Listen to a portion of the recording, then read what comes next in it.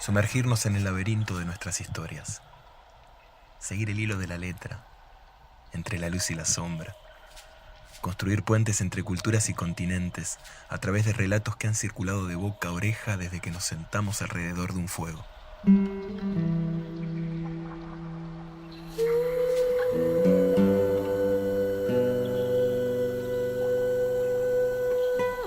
En el laberinto. Los cuentos viajan de un lugar a otro y dicen que cuando viajan traen a veces elementos y acentos y colores que vienen de las tierras por las cuales pasaron, pero también adquieren el sabor y el color y el acento y los olores de las tierras en donde se instalan y donde se cuentan. Y así, esta historia viene de México, pero hoy la escuchan con un acento argentino. Estas historias que, como les digo, van viajando. Cuentan que hace mucho tiempo, en lo que actualmente es Veracruz, había un joven tan pobre, pero tan pobre, que lo único que tenía era la fuerza de sus brazos y sus manos, su cuerpo, sus deseos de trabajar y su inteligencia, que es un montón, pero que a la vez en ese lugar de tanta pobreza no era nada.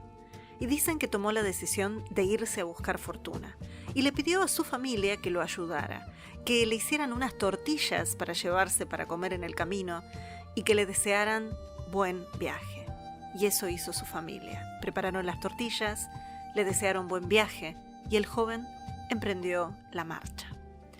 Y llegó, después de mucho caminar, cerca del mediodía con el sol ardiendo sobre su cabeza, a un árbol enorme que daba sombra sobre el camino y que lo tentó para detenerse a almorzar. Debajo del árbol había otro hombre. Se saludaron y empezaron a compartir las tortillas que tenían de almuerzo y se pusieron a conversar. Cuando terminaron de comer, el joven lo miró a este otro hombre un poco más grande que él, con ojos de haber viajado mucho, y le preguntó si sabía algún cuento. Y el hombre le dijo que sí, pero que los cuentos que él tenía eran de a real. O sea, había que pagar una moneda de un real para escucharlos.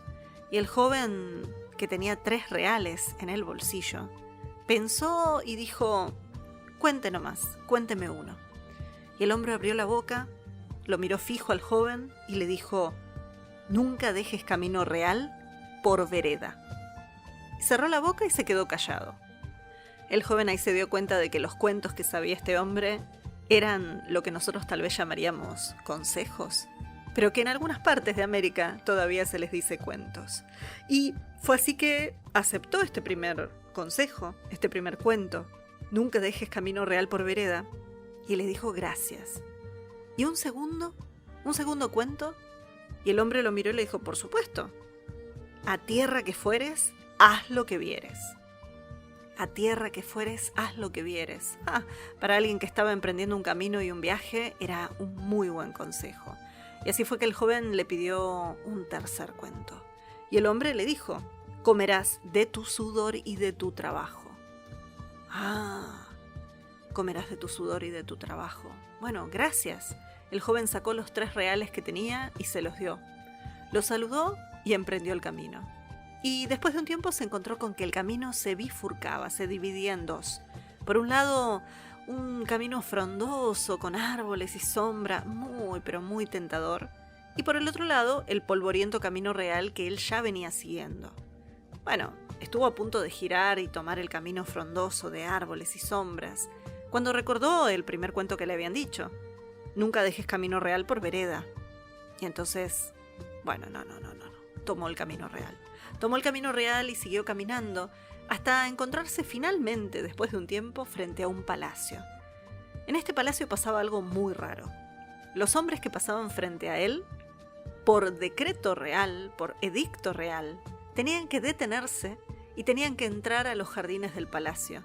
Y en los jardines había un enorme espacio abierto, lleno de caballos y burros y mulas, y tenían que tratar de enlazar las mulas que vieran, o los caballos que vieran, o los burros que vieran, aunque sea enlazar a un solo animal, mínimamente. El joven recordó el segundo cuento: a tierra que fueres, haz lo que vieres, y bueno, entró, se sacó el cinturón y buscó algún caballo o alguna mula o algún burro que tuviera cerca. Había un caballo flaco, lo enlazó. Y una vez hecho esto, lo que tenía que hacer era pasar caminando, llevando de la rienda, de la soga, del cinturón, de lo que uno hubiera usado para capturar al animal, pasar frente a la puerta del palacio.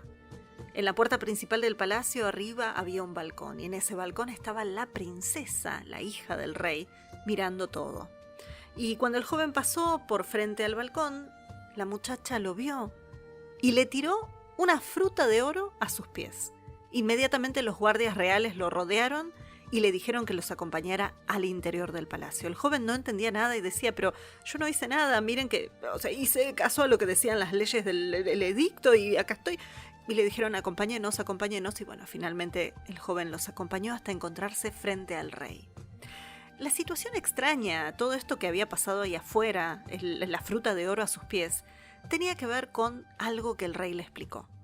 Frente a la presión de casarse, la princesa había decidido que no quería casarse con ningún noble, ningún rey, ningún príncipe. Todos le parecían muy aburridos, muy sosos. En cambio, un hombre pobre, eso era lo que se le había metido entre ceja y ceja.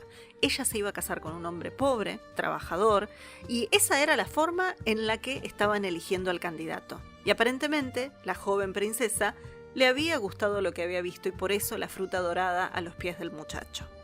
El rey le dijo todo esto y el joven le dijo, pero soy pobre, no puedo mantener a su hija. Y el rey dijo, no importa, ella quiere casarse con vos, se van a casar. El joven conoció a la princesa, le gustó, conversaron, se gustaron. Y finalmente no fue solamente lo que los ojos de la princesa vieron, sino cómo ella descubrió que era el joven, lo que hizo que terminaran casándose. Se celebraron las bodas y durante 3 días hubo fiesta en ese reino. Al final de los 3 días el joven recordó el tercer cuento que le habían dicho, que era comerás de tu sudor y tu trabajo, y le dijo a su flamante esposa que él no podía estar en el palacio sin trabajar, pero que como era imposible conseguir un trabajo dentro del propio palacio, siendo el esposo de la princesa, iba a buscar trabajo afuera. Y así fue que tomó sus cosas, las mismas que había traído cuando había llegado al palacio, y siguió caminando por el camino real y muy, muy cerca del palacio encontró una serie de minas que estaban buscando hombres para trabajar. Y como era temprano y el joven venía bien dispuesto, le dieron trabajo enseguida. Le dijeron que tenía que cortar unos árboles ahí alrededor de la mina y esa era su tarea. El joven aceptó y sacó un hacha y empezó a cortar los árboles que le habían indicado. Después de unas horas de trabajo bajo el arduo sol, apareció el dueño de la mina, que todos los días hacía una ronda de inspección para ver que todo el mundo estuviera donde tenía que estar. Y dicen que cuando se encontró frente a este joven, lo vio tan humildemente vestido, con su sombrero, sus guaraches, su petate, y nada más. Y además todas cosas gastadas, que se quedó mirando durante un rato, como él esforzadamente iba tirando abajo estos árboles. Y a la vez, este dueño de la mina, secándose el sudor de su frente, de su propia frente, por el calor, dijo, ¿quién fuera yerno de rey para no trabajar, no? Y el joven se dio vuelta, lo miró y le dijo, bueno, yo soy yerno del rey, pero acá me ve. A lo cual el dueño de las minas empezó a reírse y decirle que dejara de mentirle, que eso era imposible, que él no era el yerno del rey. Que sí, la hija del rey se había casado hacía unos días, pero ¿quién iba a ver al yerno del rey, al esposo flamante de la princesa, trabajando en una mina? Y el joven le dijo que sí, que él estaba trabajando ahí y que él se había casado con la princesa. Bueno, para este momento el dueño de la mina se empezó a enojar porque parecía un joven honesto y le estaba mintiendo en la cara. Y le terminó diciendo que bueno, que se jugaba en su palabra. Y el joven le dijo, me juego la vida, que es lo único que tengo. Y el dueño de la mina lo miró y le dijo, ¿apostarías tu vida para sostener esto que estás diciendo? Sí, me juego la vida. Y entonces el hombre le dijo, bueno, está bien, que sea una apuesta. Y ahí el joven le dijo, un momento, si es una apuesta, ¿qué es lo que usted va a apostar? Y él dijo, todas mis propiedades, mis minas, mis haciendas, mis propiedades. Eso fue lo que apostaron. Ahora, ¿cuál era la prueba? ¿Cómo podía ser el joven para mostrarle o demostrarle a este hombre que él era el yerno del rey? Acordaron que al día siguiente, si la princesa no se aparecía para llevarle el almuerzo, eso era prueba de que el joven estaba mintiendo. Y que si estaba mintiendo, como él había apostado su vida, el hombre le iba a retorcer el pescuezo, literalmente. El joven aceptó y se volvió al palacio y fue a hablar con su joven esposa y le dijo que tenía un favor para pedirle. Tenía que pedirle que al día siguiente, temprano, porque en realidad, siendo que él arrancaba en la madrugada, el almuerzo era antes del mediodía, ella se apareciera completamente vestida de princesa llevándole el almuerzo. La joven, que no estaba muy acostumbrada a este tipo de pedidos, es más, la que siempre pedía y demandaba era ella en su vida normal, empezó a mirarlo con cara mala y a hacer refunfuños y pucheros y se fue a hablar con el rey. Se fue a hablar con el rey y pedirle a su padre que no la dejara hacer esto. Y entonces el rey le dijo, pero a ver, vos te casaste con un hombre pobre que además está trabajando y que si te pide que hagas esto, pregúntale por qué. Y si no te lo puede decir, habla. Bueno, la joven no entendía muy bien esto, estaba todavía aprendiendo, a ver, era el tercer día que tenía de casada y ya estaba con este problema, entonces le pidió al padre que hablara con el joven. El rey fue a hablar con su yerno y el joven le dijo que sí, que no era un capricho, que había una razón detrás de su pedido y que, es más, tenía un favor que pedirle al rey también. A su esposa le había pedido que le llevara el almuerzo vestida de princesa.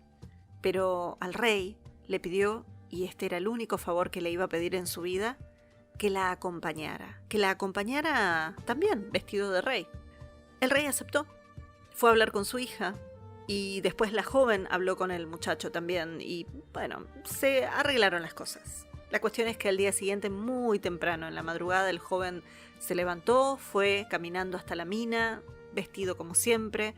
Empezó a trabajar con su hacha, retomando las tareas que tenía, y cuando empezó a acercarse el mediodía, apareció el dueño de la mina y le dijo, bueno, no veo que te hayan traído el almuerzo, así que se acabó. Y el joven le dijo, no, momento, todavía no es el horario del almuerzo. Esperemos una hora a ver qué pasa. El dueño de la mina lo miró desde arriba de su caballo, pero dijo, bueno, esperemos una hora, a ver, una hora más de vida no es mucho. Y mientras tanto, mientras terminaba de decir estas palabras, se empezó a escuchar el sonido de trompetas y de caballos y de carruajes y se veía una polvareda a lo largo del camino real que se acercaba hacia la mina.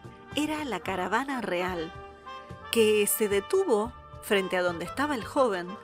Y del primer carruaje, del más lujoso, descendió la princesa, con su corona, con su capa, con su vestido de ceremonia, llevando algo envuelto en una tela. Cuando se encontró frente al joven, le dio ese algo y le dijo, acá está tu almuerzo.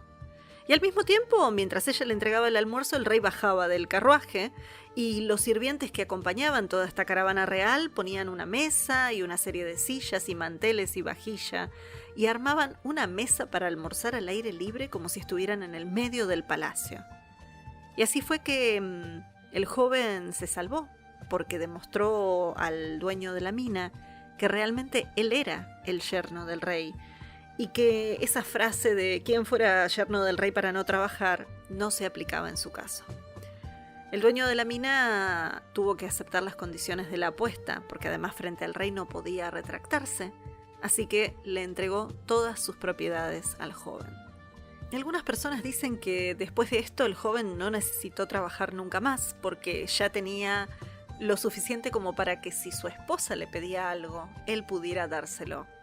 Pero hay otras versiones que dicen que él siguió trabajando más allá de haber ganado la apuesta y más allá de todo, porque recordaba estos 3 consejos, los de nunca dejes camino real por vereda, a tierra que fueres haz lo que vieres, y comerás de tu sudor y tu trabajo.